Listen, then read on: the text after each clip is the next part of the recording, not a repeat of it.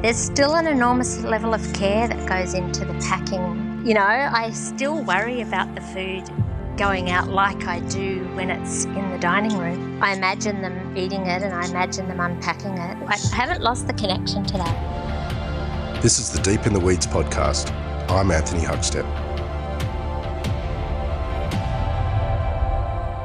With restrictions easing, many operators are quietly calculating when the best time may be to open.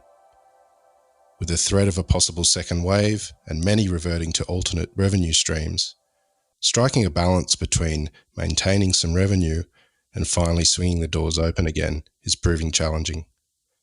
Many are wondering what to hold on to. Others are planning a new beginning. Kathryn Russack is the chef and owner of Colenso restaurant in the Victorian town of Kyneton. Kathryn, how are you? I'm well, thanks, Anthony. I'm enjoying the sunshine and a quiet day today. Well, that sounds nice. Yeah, I'm grateful for what we do have, yeah. I wonder if we can start. I know a lot of things have changed for you and for everyone, but could you just run through what everything was like just before the pandemic and the impact that it had on your restaurant and on you? Yeah, sure. Look, the weeks leading up to closure, which is March 21st, was I'd been thinking hard. I'd been awake in the middle of the night, listening to the news, knowing that things were bound to change. And I think I decided then that I wanted to make my decisions and make some changes before I had to. Those weeks leading up, we'd had a beautiful, beautiful in-house guest chef on March 8th, so the Monday. And then it was like the mood was just like free fall, I guess. That week was just so quiet and so uncertain. And then I felt that we had guests that were coming in almost just because they felt they should, or because maybe they wondered when would they go out again. And so actually those sort of 2 weeks leading up to March 21st became quite consistent of sort of a safe number of guests every night. But it was strange. It felt strange.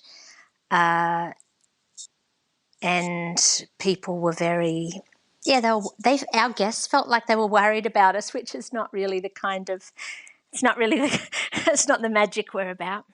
When, the decision, I guess the 21st was when you stopped cooking for people in the restaurant. What was it that you did? Can you tell us about those next couple of weeks and how you dealt with that situation? Yeah, I felt like I didn't want to be a deer in the headlights. I was worried. The Thursday before, I sat up overnight, like the whole night. I sat up all night. My family weren't with me.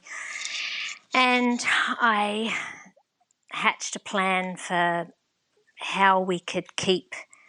I suppose what I thought about is what can we keep?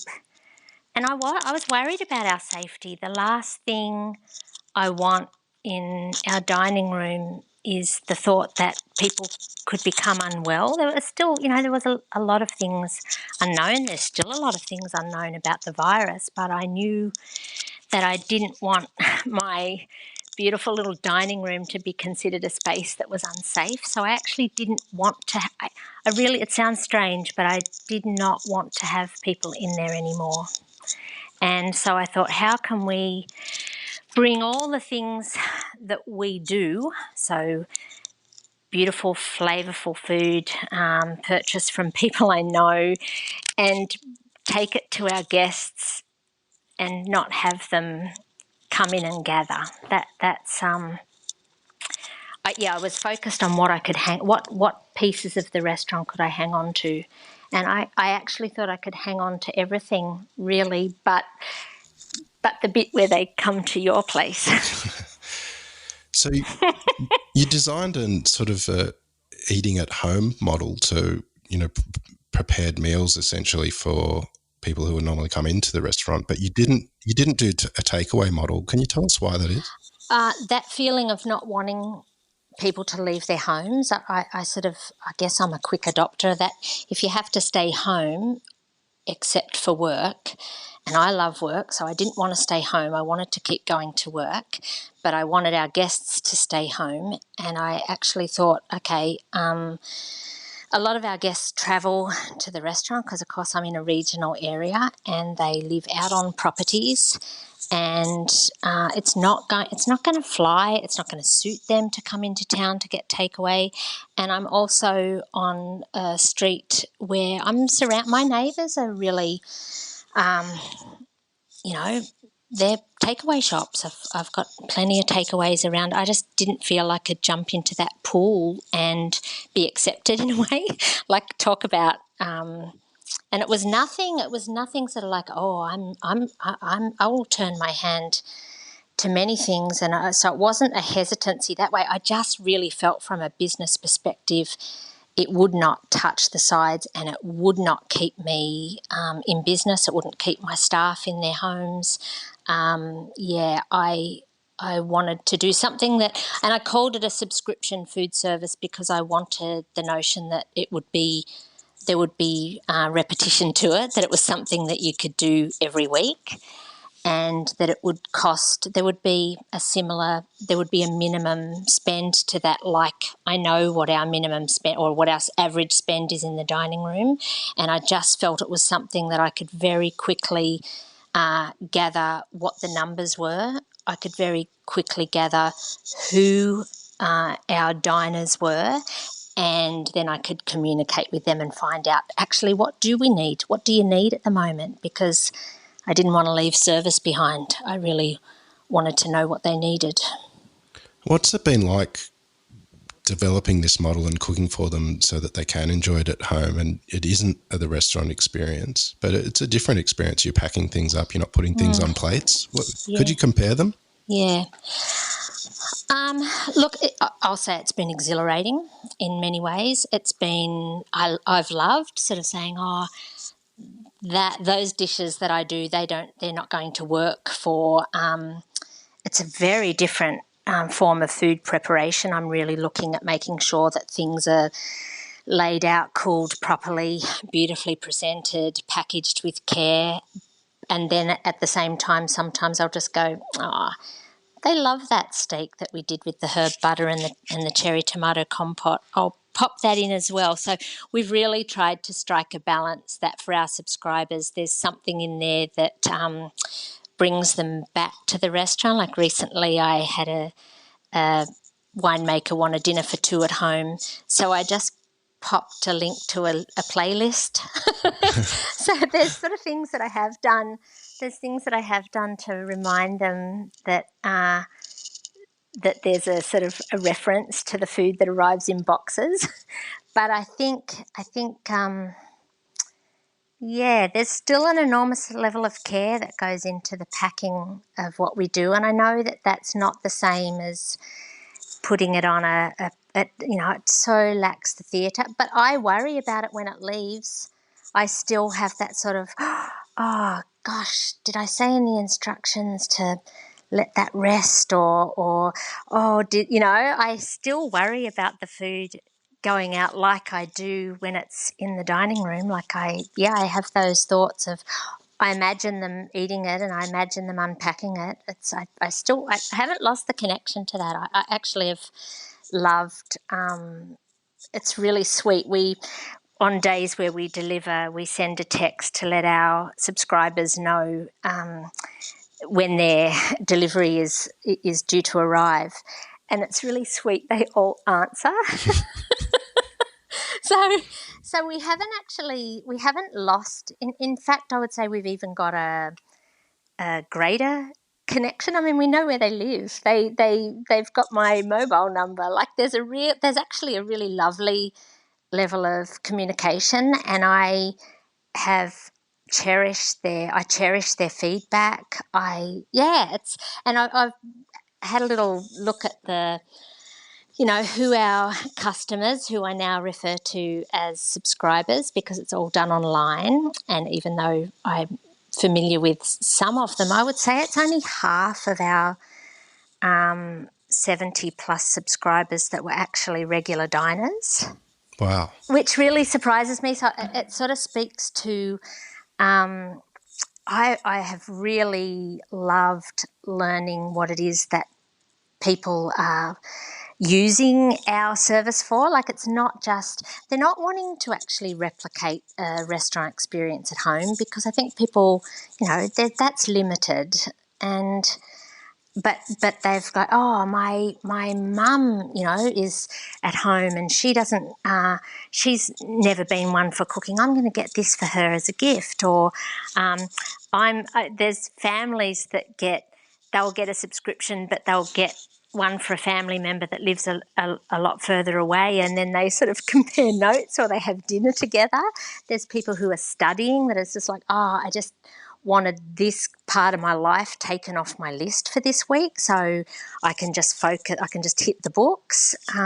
There's definitely people with young families who had their own work deadlines, and then they were supervising their children who are homeschooling. And, imagine you've been at your desk, you've had your children at your desk, you've had Zoom meetings at your kitchen table, and then you turn around at night and, now we need to put a meal on the table.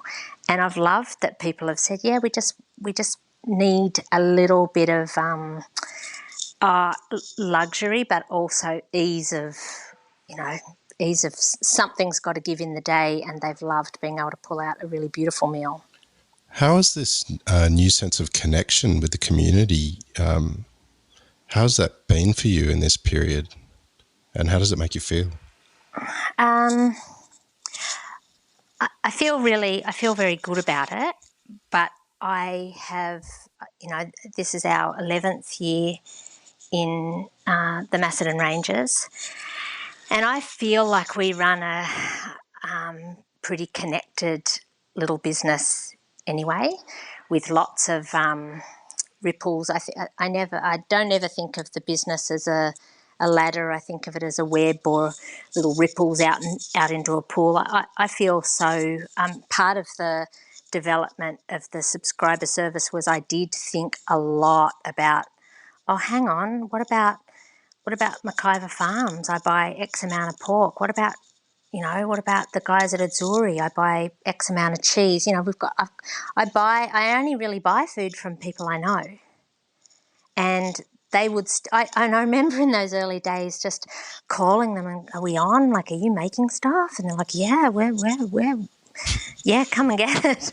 And so, because in the restaurant, it's small what I do. I have a micro business really, and I get all the food into my restaurant myself. I don't grow a lot. I grow bits and pieces, and I grow. I've got a lovely orchard, but I tend to buy really specialised, really beautiful products, and they were all like, they couldn't believe that I was calling. They were like, what? What are you doing? And it's like, well, I need food. I've got customers. I need food. And that was beautiful. That was so, I've been really fortunate to be in touch with, my husband works in a restaurant where there's a large Italian community.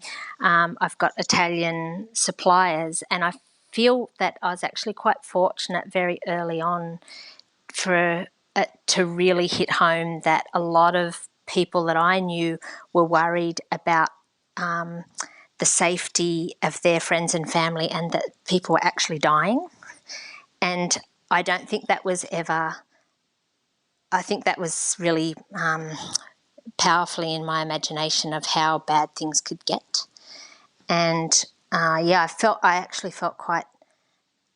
I'm very, very grateful that we're not in that situation, but I'm also very cautious. Like, I feel right now like I wish to sit tight and just, I did a lot of fast moves in those early weeks, and I've been working not only just really hard in the kitchen, but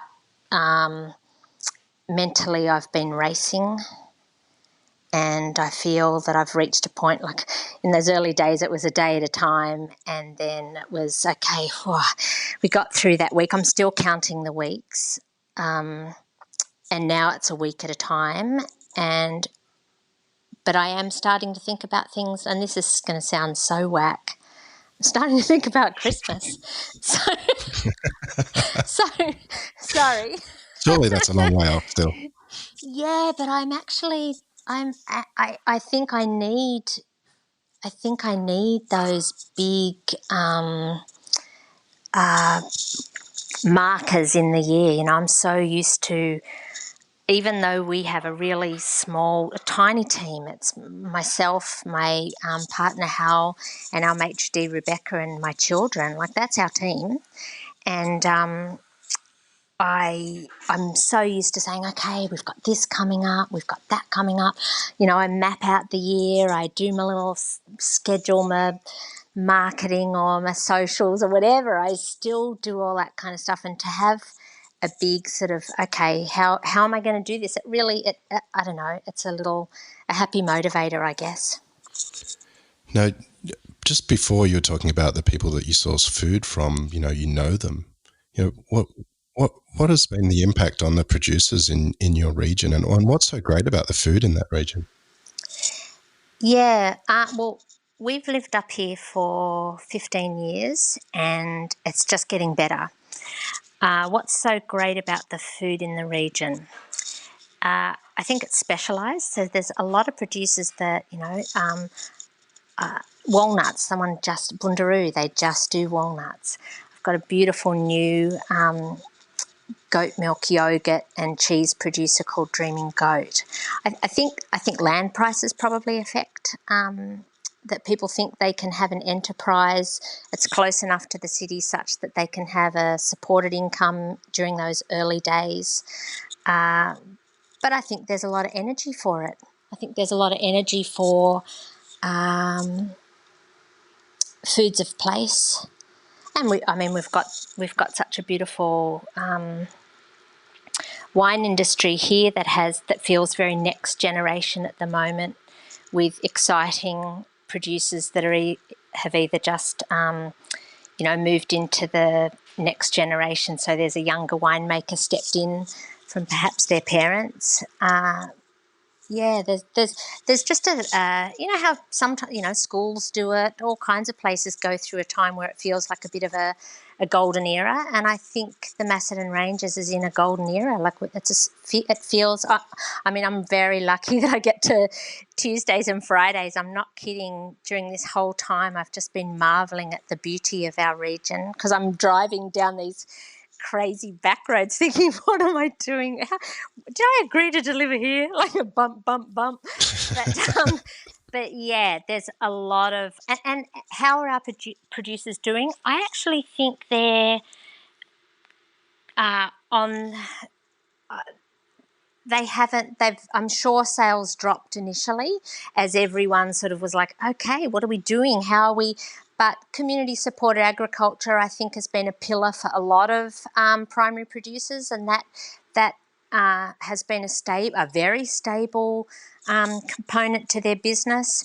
Of course, their restaurant sales dropped off, but probably find one of the things I've found a little bit heartbreaking about the industry that I work in is that I think primary producers have probably become and learned to become less dependent on restaurants, because at times we show ourselves to be unreliable, and that might be from, you're dazzled by a certain meat cut or a certain ingredient, and then the next thing comes along and you no longer want those pork bellies, or you no longer want that samphire, or you no longer, we have a reputation for being fickle, and in some ways we demand more than we pay, if you know what I mean. So how important are these relationships with producers for you and what you do at the restaurant? They are the heart of what I do. I have a supplier dinner every year. I speak with my suppliers regularly. They're real. I can't do what I do without them. And it's the idea that I buy food from people I know is precious to me. I really value just everyday connections. They're not my friends. They don't come round to my house, but we have a real regard for each other. I admire and appreciate, and I do understand the intensity of the work that they do. Yeah, and it takes a long time.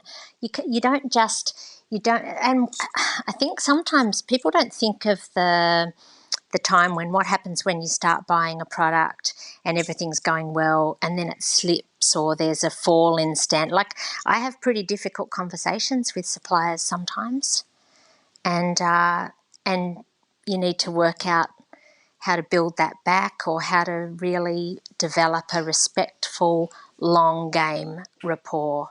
And I've got that with, it's my network. So you've started the home model, the eat at home model, and Victoria is going to start to open up very shortly when they're easing the restrictions and allowing people to come back into restaurants. But at the moment, you don't have any plans to open, and you posted something quite beautiful in regards to the dining room the other day on Instagram, where you said, when the season calls, we will wake her up, in regards to the dining room in the restaurant. What is the feeling for the restaurant at the moment and your plans? Yeah, and it is a feeling, and it's genuinely how I feel. I feel I want to sit tight. I feel I would like, there's an unknown for me, and I just can't read, and no one can, how our how are consumers feeling about a return to that setting. I do, and also a really like a brass tacks business thing is I can't afford to do it twice. So, I would find it so difficult to lead into an opening only to have to deconstruct that. I just don't. Yeah, I find it really. The energy involved in that would be enormous. And I just don't feel ready. And I'm prepared to, I really busted a move, and I'd like to see my colleagues open up. I'd like to see, I don't have any feelings that I would hesitate to go out to dine, not anything like that.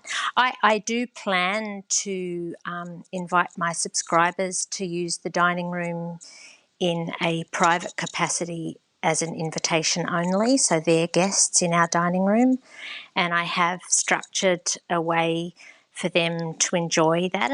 I've actually, got a bit of a roadmap for a different style of service where they come into tables that are laid, and a bar selection that's already laid out on a very beautiful drinks cart for them to help themselves, and then actually switch table for the next course when they're ready.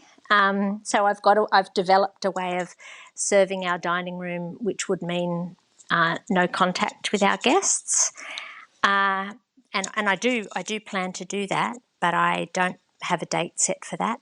And I really feel in my heart that I'd just like to sit tight and let the dust settle.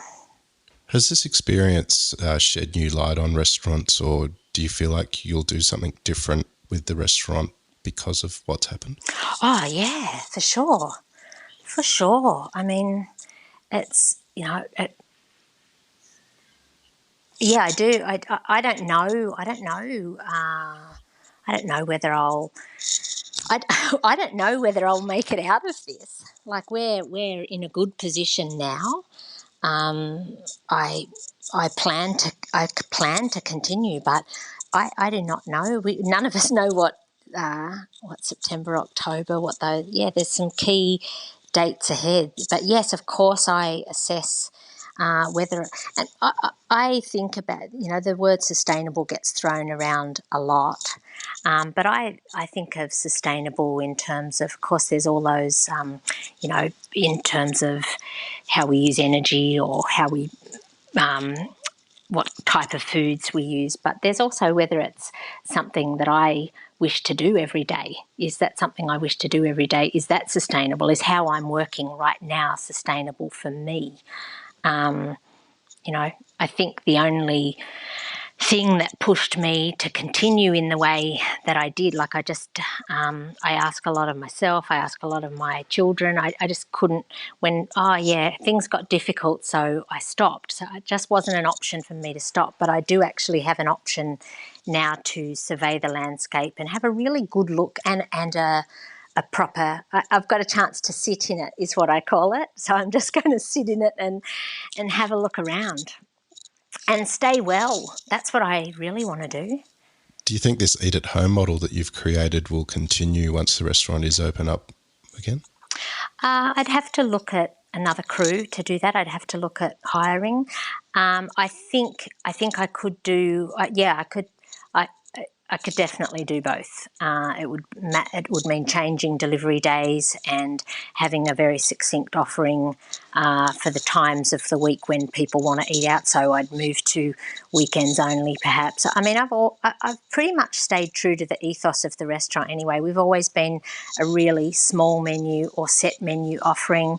I've always been really big on no waste. I'm really tight when it comes to knowing exactly how much food we use. So, they are compatible. Yeah, they are. What's been the positives to come out of this situation for you? I've taken stock that I'm I swim in a very nice pool. I've got good people around. I do.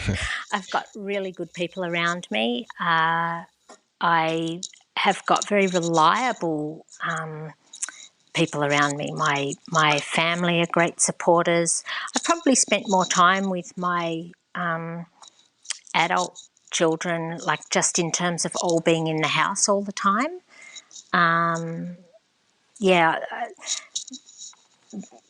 There's thinking about the best things